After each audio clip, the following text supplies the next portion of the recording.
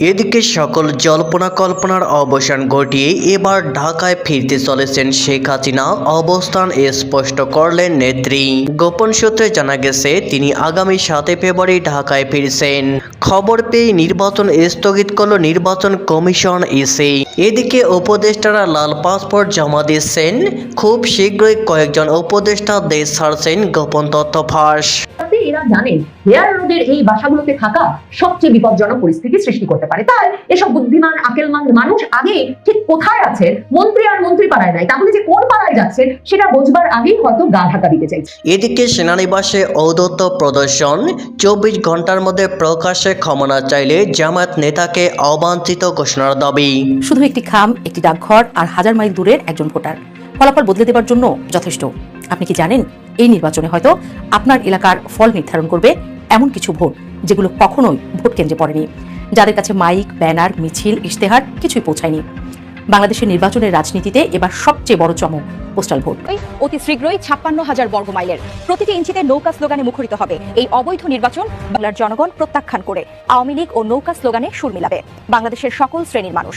সরকারের পদত্যাগ এবং দেশ জুড়ে সকাল সন্ধ্যা হরতাল পালন করছে আওয়ামী লীগের নেতাকর্মীরা।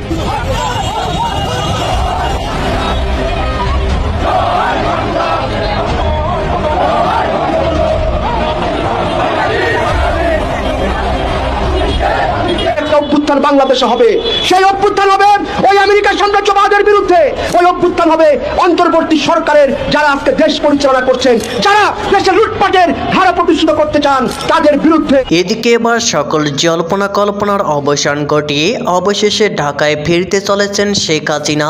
অবস্থান স্পষ্ট করলেন নেত্রী। আগামী 7 ফেব্রুয়ারি তিনি দেশে ফিরছেন। খবর পেয়ে নির্বাচন স্থগিত করল নির্বাচন কমিশন ইসি। লাল পাসপোর্ট জমা দিচ্ছেন উপদেষ্টারা, দেশ ছাড়ার প্রস্তুতি নিচ্ছেন কয়েকজন উপদেষ্টারা, গোপন তথ্য ফাঁস। ভারতে বসে শেখ হাসিনা একাধিক গণমাধ্যমে বিভিন্নভাবে সাক্ষাৎকার দিচ্ছেন। কখনো সংবাদ সম্মেলনে অডিও বার্তা দিচ্ছেন, আবার কখনো ইমেল মারফত সাক্ষাৎকার দিচ্ছেন। তবে কখনো কখনো দলীয় ফেরামে নানা রকম বার্তা দেওয়ার চেষ্টা করছেন, কিন্তু সেগুলি বাইরে চলে আসছে। যুক্তরাজ্য আওয়ামী লীগ নেতাদের সঙ্গে তার যে গোপন বৈঠক, সেই বৈঠকের খবর অন্তত 9 দিন পর ফাঁস হলো গণমাধ্যমে। এর মধ্যে গণমাধ্যমে উঠে এসেছে শেখ হাসিনার কোনো দলীয় ফেরামে কোনো কথোপকথন চাউর হয়েছে। সেখানে নিজেকে নানাভাবে তুলে ধরার চেষ্টা করেছেন।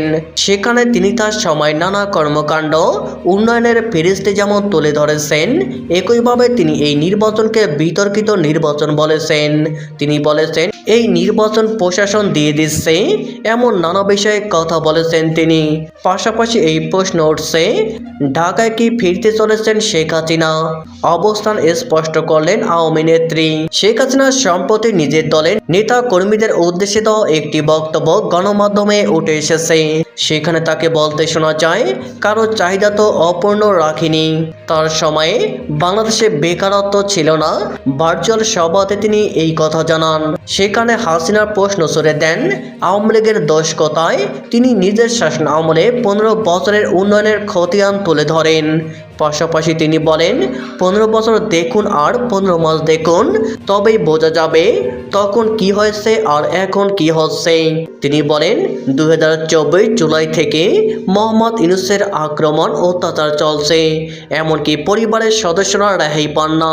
তিনি উল্লেখ করেন ইউনূস ক্ষমতা দখল করার জন্য একটার পর একটা হত্যাকাণ্ড ঘটাচ্ছেন, মানুষের উপরে নির্যাতন করছেন। সমস্ত সরকারি প্রতিষ্ঠান থেকে শুরু করে সরকারি দপ্তরে আগুন লাগিয়ে দেওয়া হচ্ছে, ভাঙচুর চালানো হচ্ছে। তিনি বলেন বাংলাদেশে আইনের যা অবস্থা, তার বিচার চাওয়ার কোনো জায়গা নেই। একটা বিশ্ববিদ্যালয়কে আয়নাঘর বানিয়ে দেওয়া হয়েছে, যে আয়নাঘরের অভিযোগ উঠেছিল শেখ হাসিনার আমলের বিরুদ্ধে, অথচ তিনি ফের এই বিষয়টি তুলে ইউনূসকে আক্রমণ শানালেন।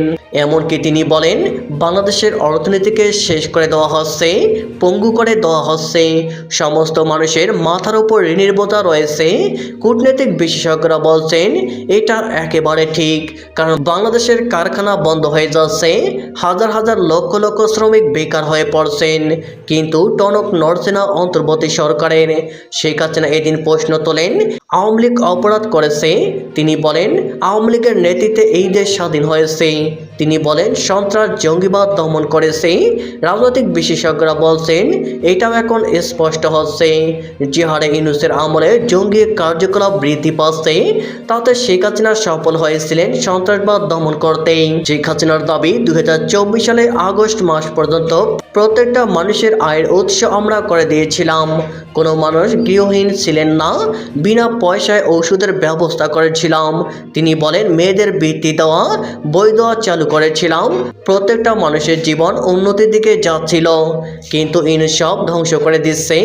রাস্তাঘাট হাসপাতালে অবনতি লক্ষ্য করা যাচ্ছে, অথচ দেশে দৃশ্যমান যা যা উন্নতি সাধন হয়েছে সবটাই আমার আমলে। অথচ তারা বলছে দুর্নীতি হয়েছে। কোথায় দুর্নীতি? হাসিনা দাবি করেন 10,000 আওয়ামী নেতা কর্মীকে খুন করা হয়েছে, 1 কোটি সম্পদ পুড়িয়ে ফেলা হয়েছে। এমনকি তিনি বলেন কারাগারে বন্দী নেতা কর্মীদের উপর অত্যাচার করা হয়েছে। এমনকি হাসিনা উল্লেখ করেন 2018 সালে বলা হয়েছিল আমি প্রশাসন দিয়ে নির্বাচন করেছি। তাহলে ইউনূস এখন কি করছে? অর্থাৎ গণভোটকে কেন্দ্র করে সরকার যে হা ভোটের ক্যাম্পেইন চালাচ্ছে তাতে সমালোচনার মুখে পড়েছে মোহাম্মদ ইউনূসের সরকার। কারণ কোনো সরকার কোনো পক্ষের হয়ে সরাসরি প্রচার চালাতে পারে না। এদিকে শেখ হাসিনা যে ভারতে বসে নেই সেটাও তার বিভিন্ন সাক্ষাৎকার থেকে স্পষ্ট হয়েছে। খবর, আওয়ামী লীগের প্রায় 250 থেকে 300 নেতা কর্মীকে সরিয়ে দিয়েছে, পরিবর্তে নতুন কিছু মুখ নিয়ে আসা হয়েছে। এখন দেখার শেখ হাসিনা শেষমেশ রিফাইন আওয়ামী লীগ নিয়ে আসতে পারে কিনা। এদিকে সেনানিবাসে ঔদ্ধত্য প্রদর্শন, 24 ঘন্টার মধ্যে প্রকাশ্যে ক্ষমা না চাইলে জামায়াত নেতাকে অবাঞ্ছিত ঘোষণার দাবি। সেনানিবাস এলাকায় অস্ত্রশস্ত্র প্রবেশের চেষ্টাকালে দায়িত্বরত নিরাপত্তা সদস্যদের সঙ্গে ঢাকা 17 আসনে জামায়াতে ইসলামের প্রার্থী খালিদুজ্জামানের আচরণের তীব্র প্রতিবাদ জানিয়েছে এক্স প্রসেস অ্যাসোসিয়েশন। একই সঙ্গে সংগঠনটি হুঁশিয়ারি দিয়েছে আগামী 24 ঘন্টার মধ্যে প্রকাশ্যে ক্ষমা না চাইলে ওই প্রার্থীকে সেনানিবাস এলাকায় অবাঞ্ছিত ঘোষণা করার দাবি জানানো হবে। এক্স প্রসেস অ্যাসোসিয়েশনের প্রেসিডেন্ট অবসরপ্রাপ্ত লেফটেন্যান্ট কর্নেল সাইফুল্লাহ খান সাইফ স্বাক্ষরিত এক বিবৃতিতে বলা হয়েছে একটি রাজনৈতিক দলের ঢাকা 17 আসনের প্রার্থী খালিদুজ্জামান সেনানিবাসে অস্ত্র নিয়ে প্রবেশের চেষ্টা করেন। প্রবেশকালে দায়িত্বপ্রাপ্ত নিরাপত্তা সদস্যরা তাকে বাধা দিলে তিনি অত্যন্ত ঔদ্ধত্যপূর্ণ আচরণ করেন এবং সেনা সদস্যদের উদ্দেশ্যে অশালীন ও অবমাননা মন্তব্য করেন বলে অভিযোগ করা হয়েছে। বিবৃতিতে বলা হয় এই ধরনের বক্তব্য ও আচরণ সামরিক বাহিনীর মনোবল ও মর্যাদার পাশাপাশি রাষ্ট্র শৃঙ্খলার উপর সরাসরি আঘাত হানে।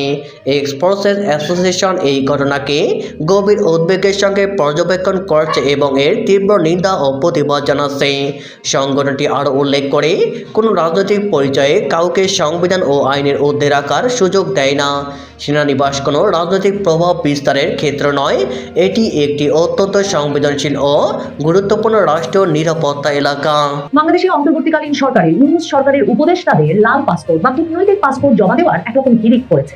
মানে মন্ত্রী পদমর্যাদার এই পাসপোর্ট মন্ত্রিত্ব ছাড়বার পরেই জমা দেওয়ার রীতি। এমনকি পররাষ্ট্র উপদেষ্টা তৌহিদ হোসেন পর্যন্ত সাংবাদিকদের কৌতূহলের জবাবে বলেছেন যে তিনি নিজেও যদি এই পাসপোর্ট মন্ত্রিত্ব ছাড়ার আগেই জমা দিয়ে দিতেন ব্যাপারটা অস্বাভাবিক হতো, কাজেই তিনি বা তার স্ত্রী কূটনৈতিক পাসপোর্ট বা লাল পাসপোর্ট বা মন্ত্রীদের যে পাসপোর্টটা হয় সেটা এখন পর্যন্ত জমা দেননি। কিন্তু ইউনূস সরকারের মধ্যে এই অস্থিরতা কেনই বা উপদেষ্টারা কূটনৈতিক পাসপোর্ট দ্রুততম সময়ে ছেড়ে সাধারণ পাসপোর্টে আসতে চাইছেন, সেই প্রশ্ন জিজ্ঞেস করা হয়েছিল তৌহিদ হোসেনকে। তৌহিদ হোসেন সরাসরি বলেছেন এরা চাইছেন যে কূটনৈতিক পাসপোর্ট ছাড়বার পর সাধারণ পাসপোর্ট পেতে যে ঝামেলা সেটা এড়িয়ে এখনই ভিসা ঠিক করে রাখতে, যাতে দ্রুততম সময়ে সরকার ক্ষমতা ছাড়ার পরেই তারা তাদের স্বাধীনতা মতো ইচ্ছা মতো বিদেশ যেতে পারেন। সরাসরি কথা বললে, মানে আপনার আমার ভাষায় বললে, দ্রুততম সময়ে বিদেশে যাওয়ার পথ সুগম রাখতেই বিভিন্ন উপদেষ্টারা একের পর এক লাল পাসপোর্ট ছাড়ছেন, সাধারণ পাসপোর্টের আবেদন করছেন যাতে বিদেশ যাত্রার ভিসা ঠিক করে রাখা যায়। হয়তো অনেকেই নির্বাচনের আগেই দেশ ছাড়বার কথা ভাবছেন। মজার ব্যাপার হচ্ছে, সবচেয়ে বড় যে কোইন্সিডেন্সটা আমি লক্ষ্য করলাম সেটা হচ্ছে অক্টোবরে যখন নাহিদ ইসলাম জাতীয় নাগরিক পার্টির নেতা, 2024-এর আন্দোলনের বিরাট নেতা, তিনি এক বেসরকারি টিভি চ্যানেলে নিজে থেকে গিয়ে এই সাক্ষাৎকার দিয়ে এলেন যে উপদেষ্টাদের বেশিরভাগই সেফ এক্সিটের ব্যবস্থা করে রেখেছেন, কে কোন দেশে যাবেন সেসব ঠিকঠাক করে রেখেছেন। তখন যে উপদেষ্টারা সবচেয়ে বেশি সংবাদ মাধ্যমের সামনে এসে গলা খুলিয়ে বলেছিলেন, প্রশ্নই ওঠে না কেন বিদেশ যাব। তারাই এখন সবচেয়ে আগে গিয়ে লাল পাসপোর্ট ছেড়ে দিয়ে বিদেশের ভিসা লাগাচ্ছেন এবং নিজ নিজ জায়গা ডেস্টিনেশন ঠিক করে রাখছেন, সেই ডেস্টিনেশনে যাতে সময় মতো পৌঁছে যেতে পারেন তার ব্যবস্থা করে রাখছেন। যেমন ধরেন রিজওয়ানা হাসান তখন বলেছিলেন নাহিদকেই উত্তর দিতে হবে, তারা সেফ এক্সিট চাইছে, আমার সেফ এক্সিটের কোনো পরিকল্পনা নাই। খুব স্বাভাবিক, রিজওয়ানা হাসানের স্বামী নসরুল হামিদ দীপু আওয়ামী লীগ আমলের মন্ত্রী, তার বিরাট ব্যবসায়িক সাম্রাজ্য দেখাশোনা করছেন 2024 আগস্টের পর থেকেই। কাজেই বাংলাদেশ ছেড়ে সম্পূর্ণরূপে চলে যাওয়া, চিরস্থায়ীভাবে চলে যাওয়া নিশ্চিতভাবে একটা ব্যবসায়িক ক্ষতিও করবে রিজওয়ানা হাসানের পরিবারের জন্য। কিন্তু রিজওয়ানা হাসানের ছেলে মেয়ে বিদেশ থাকেন, কাজেই তিনি হয়তো অস্ট্রেলিয়ার ভিসা লাগিয়েছেন যেখানে তার সন্তানেরা থাকেন। এবং এই যে একটা ভলাটাইল সময়, এই যে একটা অনিশ্চিত সময়, যখন ডক্টর মোহাম্মদ ইউনূস কি সত্যি ক্ষমতা হস্তান্তর করতে চান নাকি 12 ফেব্রুয়ারি নির্বাচনের পর একটা বিপ্লবের সরকার গঠন করতে চান, প্রেসিডেন্ট হয়ে বসতে চান, জাতীয় সংসদ সদস্য পদে যারা নির্বাচিত হয়ে আসবেন ভাবছেন তাদেরকে আসলে 6 থেকে 9 মাসের জন্য সাংবিধানিক সংস্কার পরিষদের সদস্য করে রাখতে চান, এসব নিয়ে যখন একটা অনিশ্চয়তা, সে সময়ে দেশে থাকবার কি দরকার? সে সময়ে পাসপোর্টটা রেডি রাখতে চাইবেন রিজওয়ানা হাসানের মতো বুদ্ধিমান যে কেউ। ভাবুন তো, ধর্ম উপদেষ্টা সাধারণত বেশি কথাই বলেন না, তিনিও নাহিদ ইসলাম ওই কথা বলার পরেই দেখছিলাম যে তিনি সংবাদ মাধ্যমের সামনে এসে বলেছেন যে আমরা তো কোনো চুরি করি নাই, আমাদের কেন বিদেশ যেতে হবে, কেন সেফ এক্সিটের প্রয়োজন হবে। অথচ কি অবাক ব্যাপার, সেই আহম খালিদ সাহেব তিনিও তাড়াতাড়ি লাল পাসপোর্ট জমা দিয়ে দিয়েছেন, সাধারণ পাসপোর্ট রেডি রাখছেন। পররাষ্ট্র উপদেষ্টা নিজে বলছেন তারাই সেটা করছেন যারা কোনো না কোনো দেশের ভিসা সাধারণ পাসপোর্টে এনে বিদেশ যাওয়ার পথ সুগম রাখতে চাইছেন। কারণ এই শিক্ষাটা আসলে এই উপদেষ্টারা পেয়েছেন 2024 আগস্টের পর, তারা যে পরিবর্তন এনেছেন এবং তার ফলে আওয়ামী লীগের আমলের মন্ত্রী সংসদ সদস্যদেরকে যে ভোগান্তির শিকার তারা করেছেন, সেই ভোগান্তিতে তাদের যাতে করতে না হয় সে কারণেই তারা তাড়াতাড়ি এই ব্যবস্থা নিচ্ছেন। কারণ এই সরকার ক্ষমতায় এসে নিয়ম করে যে কূটনৈতিক পাসপোর্ট বাতিল হয়ে যাবে, লাল পাসপোর্ট সকল মন্ত্রী, প্রধানমন্ত্রী, মন্ত্রী এবং সর্বশেষ সংসদের সকল সদস্যদের এক্ষুনি বাতিল হয়ে যাবে, তাৎক্ষণিকভাবে বাতিল হবে। এবং তারা আরেকটা নিয়ম যুক্ত করে যে শুধু যে পুলিশ ভেরিফিকেশনের মাধ্যমে আমাদের পাসপোর্ট আমরা পাই, সেটা কূটনৈতিক পাসপোর্টধারীদের ক্ষেত্রে, লাল পাসপোর্টধারীদের ক্ষেত্রে ঠিক হবে না। অন্তত 2টো গোয়েন্দা সংস্থা তাদের বিষয়ে তদন্ত প্রতিবেদন দেবে, তারপর তারা সাধারণ পাসপোর্টে যেতে পারবে। এবং আওয়ামী লীগ আমলে মন্ত্রী, সংসদ সদস্যদের এমন বিপদ হয়েছিল, একে তো তাদের লাল পাসপোর্ট বাতিল হয়ে গেল, এরপর তারা সংসদ সাধারণ যে পাসপোর্ট সেটা দিনের পর দিন, মাসের পর মাস কোনো গোয়েন্দা সংস্থা অবশ্যই তাদেরকে ভেরিফাই করে তাদের নামে সার্টিফিকেট দেয় নাই যে এদেরকে পাসপোর্ট দেওয়া যেতে পারে। সরকারের স্বরাষ্ট্র মন্ত্রণালয়ের সুরক্ষা বিভাগ এমনকি যে বিবৃতিটি দিয়েছিল সেখানে কোন দুটো গোয়েন্দা সংস্থা রিপোর্ট দিলে সাধারণ পাসপোর্ট পেতে পারবেন লাল পাসপোর্টধারীরা, সে কথাও পরিষ্কার করে উল্লেখ করা হয়নি।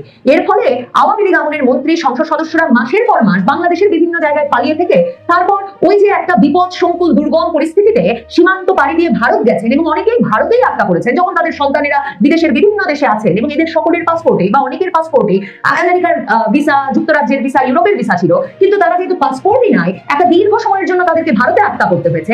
এসব ঝামেলায় রিজওয়ানা হাসানরা করতে চান না। ঝামেলাটা তারা সৃষ্টি করেছিলেন আওয়ামী লীগের মন্ত্রী এমপিদেরকে শায়েস্তা করার জন্য। কাজেই তারা জানেন যারা ক্ষমতায় আসবেন তারা চাইলে কিভাবে এদেরকে শায়েস্তা করতে পারেন। ফাউজুল কবির খান তিনি নাহিদ ইসলাম যখন বলেছিলেন সেফ এক্সিট চাইছেন সবাই এবং সকলেই ব্যবস্থা করে রেখেছেন, তিনি ফেসবুকে স্ট্যাটাস দিয়ে বলেছিলেন 72 বছর বয়সে আমার কোনো সেফ এক্সিটের দরকার নাই, এটা খুব দুঃখজনক হবে। তাহলে ফাউজুল কবির খান এখন সবার আগে গিয়ে পাসপোর্টটা জমা দিয়ে সে পাসপোর্টে ভিসা লাগানোর জন্য অস্থির হয়েছেন কেন, কিংবা ভিসাটা যাতে অটুট থাকে সে কারণে সাধারণ পাসপোর্টে আসার জন্য কেন অস্থির হয়েছেন, কিংবা জাহাঙ্গীর আলম চৌধুরী স্বরাষ্ট্র উপদেষ্টা যিনি তখন বলেছিলেন ছেলেমেয়েরা তো সব দেশে, তাহলে আমি বিদেশ গিয়ে কি করবো। এখন আমি জানি না পররাষ্ট্র উপদেষ্টা কি জিজ্ঞেস করেছেন এসব উপদেষ্টাদের যে এই ব্যাপারটা তো অস্বাভাবিক হচ্ছে, যেটা তিনি সংবাদ মাধ্যমকে বলেছেন যে আপনারা পাসপোর্ট জমা দিয়ে দিচ্ছেন, আর তিনি কি জিজ্ঞেস করেছেন যে ছেলেমেয়েরা দেশে সেফ এক্সিট নেওয়ার কোনো কারণ নাই, তারপর তারা কেন সবাই বিদেশ যাওয়ার জন্য লাইন ধরেছেন। আরেকটা বিরাট অংশের মন্ত্রী, বিশেষ সহকারী পদমর্যাদায় থাকা ব্যক্তিরা যারাও সব মন্ত্রী প্রতিমন্ত্রী মর্যাদায় আছেন, তাদের তো আবার এই সাধারণ বাংলাদেশি পাসপোর্টের দরকারই নাই, কারণ এদের প্রত্যেকের বিদেশি পাসপোর্ট আছে। নাহিদ ইসলাম, আসিফ মাহমুদ সজীব ভুইয়া তখন এই কথাটাও সংবাদ মাধ্যমকে বলেছিলেন। আসিফ মাহমুদ সজীব ভুইয়া লম্বা ফেসবুক স্ট্যাটাস দিয়েছিলেন যে এরা সেফ এক্সিটের কথা বললে রেগে যায়, এদের সকলে 2টো দেশের পাসপোর্ট আছে, বিদেশের পাসপোর্ট আছে। এই যে বিরাট অংশটা, তাদের কোনো অসুবিধা নাই, তারা মানে এই নির্বাচনের আগে দিয়ে কিংবা নির্বাচনের রাতে কিংবা নির্বাচনের পর দিন ঘটনাক্রম বদলে গেলেই বিদেশি পাসপোর্ট নিয়ে বিমানবন্দরে হাজির হবেন আর তারা দেশত্যাগ করবেন। চুপচাপ এসেছে, কিন্তু আঘাতটা হতে পারে ভয়ঙ্কর। বাংলাদেশে পোস্টাল ভোট নতুন কোনো ধারণা নয়, আইনে ছিল, বিধিমালায় ছিল, কিন্তু বাস্তবে ছিল প্রায় অদৃশ্য। সরকারি কর্মচারী, কারাবন্দী বা নির্বাচনী দায়িত্বে থাকা কিছু মানুষ ছাড়া কেউই এটাকে গুরুত্ব দিত না। কিন্তু 2026 সালের 13শ জাতীয় সংসদ নির্বাচনে সেই চেনা বাস্তবতাকে ভেঙে দিয়েছে। এবার পোস্টাল ভোট আর সাইড নোট না, বরং এটি হয়ে উঠছে ফল নির্ধারণের শক্তি। অন্তর্বর্তীকালীন সরকারের অধীনে নির্বাচন কমিশন পোস্টাল ভোট ব্যবস্থাকে প্রযুক্তি নির্ভর ও বিস্তৃত করার যে উদ্যোগ নিয়েছে তার ফল এখন কাগজে নয়, বাস্তব ব্যালটে। পোস্টাল ভোট বিডি অ্যাপসের মাধ্যমে দেশে ও প্রবাসে মিলিয়ে 15.15 লাখের বেশি ভোটার পোস্টাল ভোটে নিবন্ধন করেছেন। শুনতে কম মনে হতে পারে, মোট ভোটারের মাত্র 1%, কিন্তু বাংলাদেশের রাজনীতিতে এই 1%ই অনেক আসনের গেম চেঞ্জার। কারণ এখানে বহু আসনে জয় পরাজয় ব্যবধান মাত্র 2 থেকে 4 হাজার ভোট। এই প্রথমবার বড় পরিসরে প্রবাসী বাংলাদেশিরা ডাকযোগে ভোট দিচ্ছেন। নির্বাচন কমিশনের তথ্য বলছে প্রায় 7,60,000 প্রবাসী ভোটার পোস্টাল ভোটে ভোট নিবন্ধন করেছেন। 7,66,862টি পোস্টাল ব্যালট ইতিমধ্যে প্রবাসী ভোটারদের হাতে পৌঁছেছে। এর মধ্যে 5,18,000 ব্যালট ভোটাররা গ্রহণ করেছেন। ভোটার সেটি খুলেছেন, দেখেছেন, সিদ্ধান্ত নেওয়ার জায়গায় গেছেন। এরপর সংখ্যাটা আরও স্পষ্ট হয়ে ওঠে। 4,58,000 প্রবাসী ভোটার ভোট দেওয়া সম্পন্ন করেছেন। তারা কেবল ব্যালট হাতে পাননি, নিজেদের রাজনৈতিক মত প্রকাশের কাজটাও শেষ করেছেন। আর এই ভোটের বড় অংশ 4,10,000 ব্যালট ইতিমধ্যে সংশ্লিষ্ট দেশের ডাকবাক্সে জমা পড়েছে। সেখান থেকেই শুরু হয়েছে ব্যালটের উল্টো যাত্রা প্রবাস থেকে বাংলাদেশের দিকে। এই যাত্রার ফলাফলও চোখে পড়ার মতো। এখন পর্যন্ত 1,44,860টি পোস্টাল ব্যালট দেশে পৌঁছে গেছে। অর্থাৎ এগুলো আর সম্ভাবনা নয়, এগুলো এখন বাস্তব ভোট গণনার কিউয়ে দাঁড়িয়ে থাকা কাগজ। এই সংখ্যাগুলো একসাথে মিলিয়ে দেখলে একটি সত্য স্পষ্ট হয়ে ওঠে, প্রবাসী ভোট এখন আর ভবিষ্যতের কোনো রাজনৈতিক ধারণা বা পরীক্ষামূলক উদ্যোগ নয়। এটি এখন চলমান, সক্রিয় এবং গণনার পথে এগিয়ে আসা একটি বাস্তব শক্তি, যা শেষ পর্যন্ত নির্বাচনের ফলাফলের অঙ্ক বদলে দেওয়ার ক্ষমতা রাখে। পোস্টাল ভোট শুধু প্রবাসীদের বিষয় নয়, দেশের ভেতরেও প্রায় 7,60,000 ভোটার এই ব্যবস্থায় নিবন্ধিত। কারা তারা? সরকারি কর্মকর্তা কর্মচারী, আইন শৃঙ্খলা বাহিনী, নির্বাচনী দায়িত্বে থাকা কর্মী, কারাবন্দী ভোটার, এমনকি আমাদের রাষ্ট্রপতিও পোস্টাল ভোটে অংশগ্রহণ করবেন। শনিবার সকাল পর্যন্ত 5 লাখের বেশি ব্যালট তাদের কাছে পাঠানো হয়েছে। সেনানিবাস, সরকারি কোয়ার্টার ও প্রশাসনিক এলাকা সংলগ্ন আসনগুলোতে এই ভোটগুলো ফলাফলে নীরব কিন্তু বড় প্রভাব ফেলতে পারে। নির্বাচন কমিশনের হিসাব অনুযায়ী 18টি সংসদীয় আসনে পোস্টাল ভোটার সংখ্যা 10,000-এর বেশি। ফেনী 3 আসনে সবচেয়ে বেশি 16,000-এর উপরে। 2008 সালের নির্বাচন মনে আছে? 30টি আসনে জয় পরাজয় নির্ধারিত হয়েছিল 10,000-এর কম ভোটে। সাবেক অতিরিক্ত সচিব জেসমিন টুলি বলেছেন, কোনো আসনে যদি 10,000 পোস্টাল ভোটের 70 থেকে 80% একদিকে যায়, তাহলে ফল বদলানো সময়ের ব্যাপার। গণভোটের খেলায় পোস্টাল ভোট আরও ভয়ঙ্কর। এবার নির্বাচন শুধু এমপি বাছাই নয়, সঙ্গে আছে জুলাই জাতীয় সনদ বাস্তবায়ন সংক্রান্ত গণভোট। এখানে হিসাবটা আসন ভিত্তিক না, 300 আসনের মোট ভোটই ফল নির্ধারণ করবে। মানে কি? প্রবাসী ও পোস্টাল ভোট এখানে সরাসরি সংবিধান বদলের চাবিকাঠি। হ্যাঁ জয়ী হলে সংবিধান সংশোধন, দ্বিকক্ষ বিশিষ্ট সংসদ, উচ্চকক্ষের আসন বন্টন, সবকিছুর ভিত্তি তৈরি হবে এই নীরব ব্যালটেই। তবে সম্ভাবনার সঙ্গে ভয়ও আছে। এখানেই আসে বিতর্ক। অভিযোগ আছে যে প্রার্থীরা চূড়ান্ত হওয়ার আগেই ব্যালট পাঠানো হয়েছে। আবার পরিসংখ্যান বলছে বিশ্বজুড়ে পোস্টাল ব্যালটের গড় নষ্ট হয়ে যাওয়ার হার 24%, মানে 4টির একটি ব্যালট গন্তব্যেই পৌঁছায় না।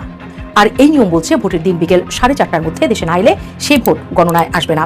সামাজিক যোগাযোগ মাধ্যমেও কিছু ভিডিও দাবি ছড়িয়েছে, কিছু রাজনৈতিক নেতার হাতে বস্তা ভর্তি ব্যালট দেখা গেছে বলে অভিযোগ উঠেছে। সংস্কার কমিশনের প্রধান বদিউল আলম মজুমদার বলেছেন, বর্তমান ব্যবস্থায় কিছু ধাপ এখনো ব্ল্যাক বক্সের মতো। তবে এটাও সত্য, অ্যাপের মাধ্যমে নিবন্ধন, ব্যালট ট্র্যাকিং, ডেটা আপডেট আগের যে কোনো সময়ের তুলনায় ব্যবস্থা অনেক বেশি প্রযুক্তি নির্ভর। বাংলাদেশের রাজনীতিতে আমরা এতদিন রাজপথ দেখেছি, এবার দেখা যাচ্ছে ডাক বাক্স। হয়তো পোস্টাল ভোট চুপচাপ এসেছে, কিন্তু তার প্রভাব হতে পারে বজ্রপাতের মতো। এখন প্রশ্ন একটাই, এই নীরব শক্তি কার পক্ষে?